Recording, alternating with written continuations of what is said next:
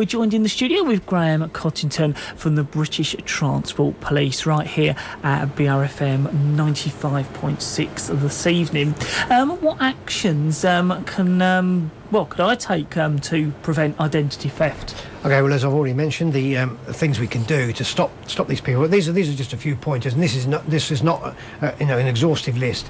But just be careful with your personal information. If you do, as I said, receive a telephone call either from a credit card company or from your bank or any kind of retail company, ask them to confirm your details. Decline them. Ask them if you can call them back. If they give you a mobile number, that is definitely a no-no. Every company in the United Kingdom, that a legitimate company, will have a land-based telephone number. Never ever give a call back on a mobile number, because you don't know who you're calling, you don't know where they're calling from. So never give it. There'll always be a central switchboard somewhere and a local board. So always phone them a switchboard. Never give out your personal details or passwords, as we said. When you're destroying personal correspondence, regardless of what it is, whether it's a piece of junk mail that's come round telling you that there's a person in the neighbourhood looking to buy a house in your district and they've got your name and address at the top, even if it is just something simple as a flyer, destroy it either by burning it or tear off your details and throw the piece of paper into the recycle bin. And if you can get a small shredding machine, shred everything with your name and address on it. Don't ever place your name and address in the bin, because there are people that spend a lot of time going through rubbish bags looking for identities. Tear off the piece of paper, shred it, put the rest in the waste paper bin or into the recycling bin. A very, very important one is if you move addresses. And the thing about moving is that sometimes we tell lots of friends, but we don't actually tell the post office.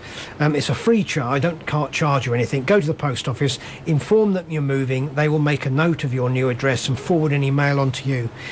If you befriend the people in the house before you leave, that means you know the people that are going to move into your house. Befriend them. Leave your home or moving details at the house so that they can forward, free of charge, mail on to you.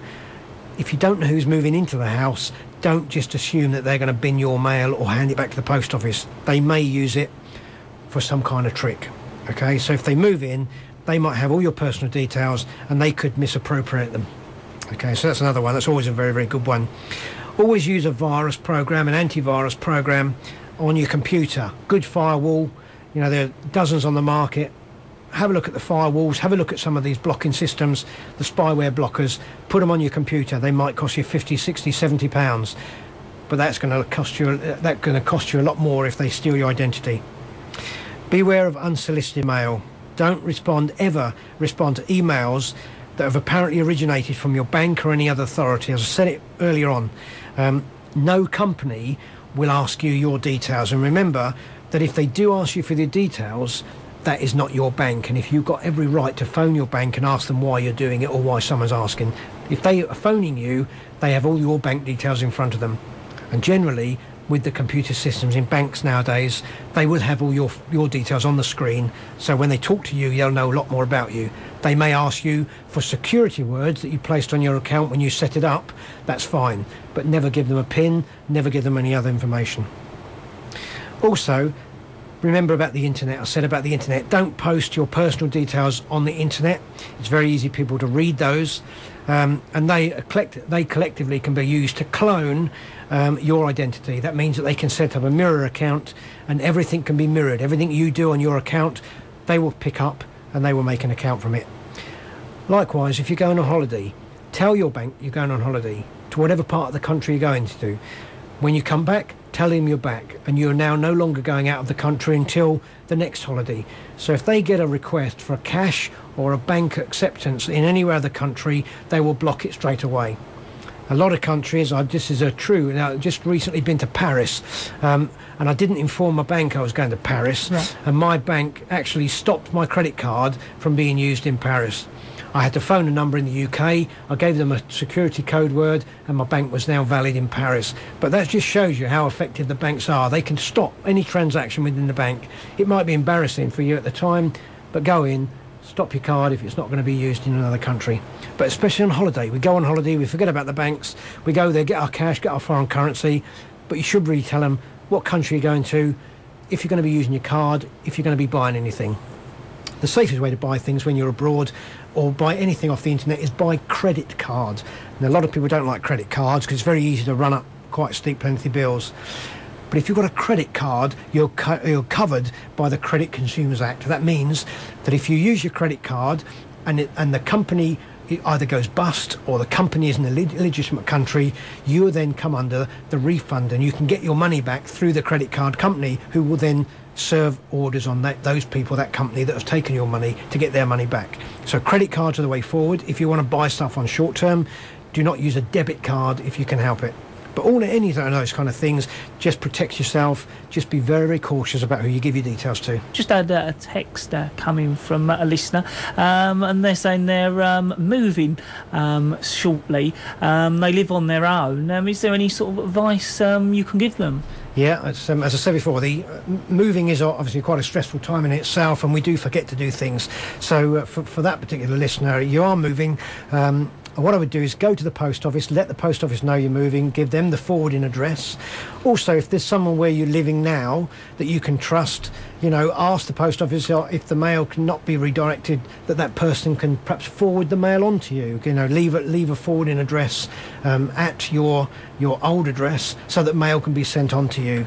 And if you can, as I said, befriend the person that's coming in. If you know the person that's moving in behind you, then that's another way of doing it. You can leave a note in the house and say, this is my forwarding address, and you're sort of you're helping them to move mail on to you.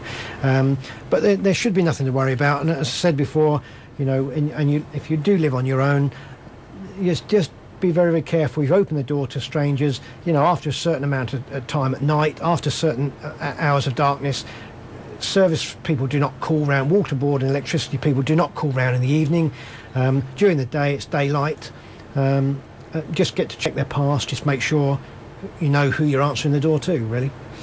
So where can people find further information about these offences? Okay, well, the internet's a vast array of knowledge. It has far more knowledge than I have, and I've been looking at a few websites. So over the last few days, I've been looking at different websites and doing some research on what we've been talking about. Fraud Alert, all one word, Fraud Alert, is part of the Metropolitan Police advice site, and it's a very, very good site. And it doesn't just work in London, it works nationally. They give advice on the site, and it's administered by Operation Sterling, which is gives information and advice on potential victims of financial crime, and also to industries, providing information to aid prevention and create disruption to the enterprises that are there.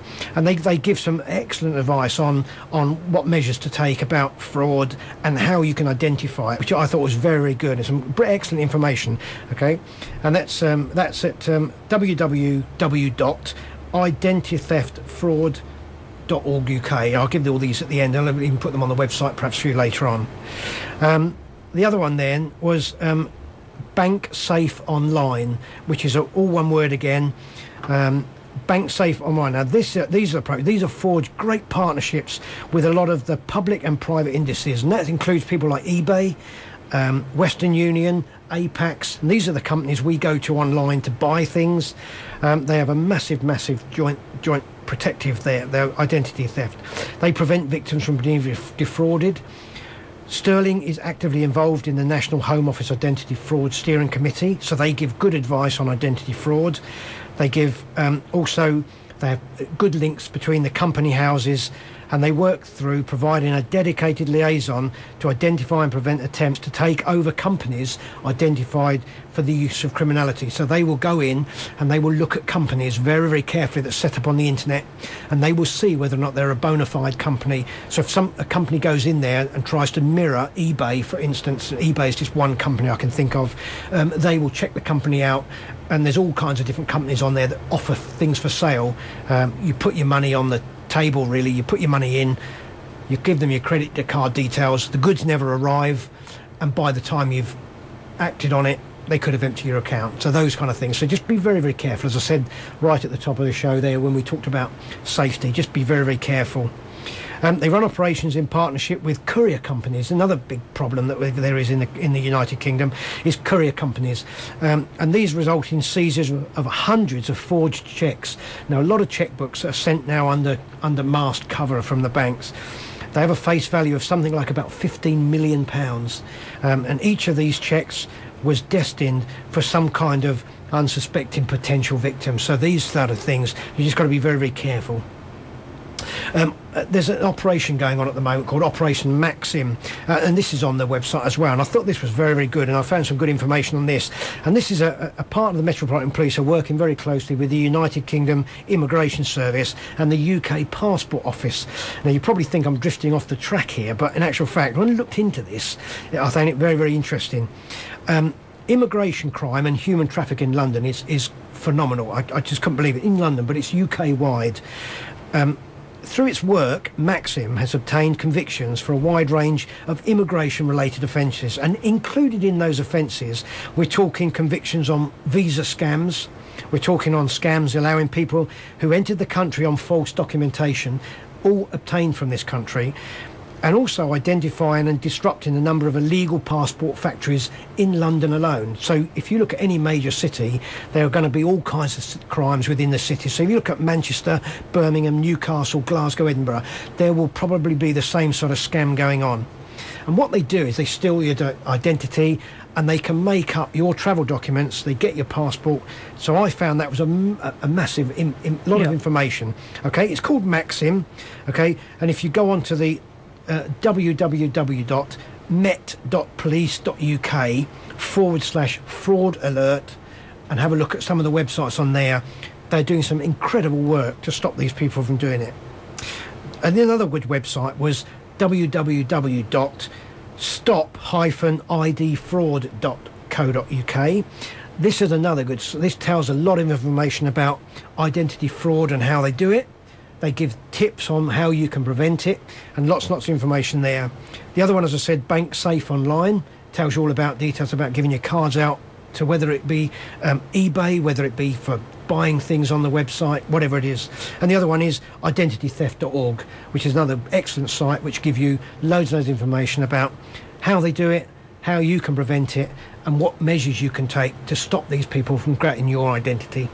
Kathy and Chris have texted us in, and they're letting us know that they keep getting letters from the previous owner, and I assume their bills, and they've even had bailiffs turn up, and they're wondering how they can stop that.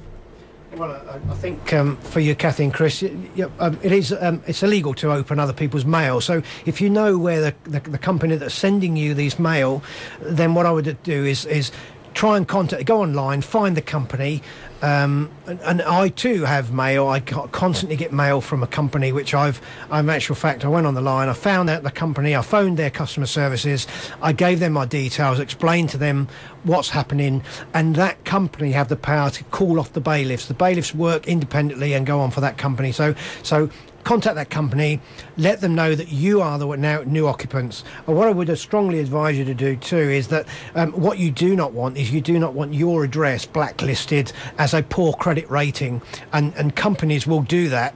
So just be careful that in a few months' time, if you go and buy a new three-piece suite and the company do a check on your address and it's blacklisted, even though it may not have been you, it was the previous occupants, you might not be able to get a good credit rating. So make sure that the company withdraw you completely from their database, and they take that credit rating away and give you back the good credit rating, because that will stick in your address. It doesn't work on the occupants, it works on the address. So just be very, very careful of that.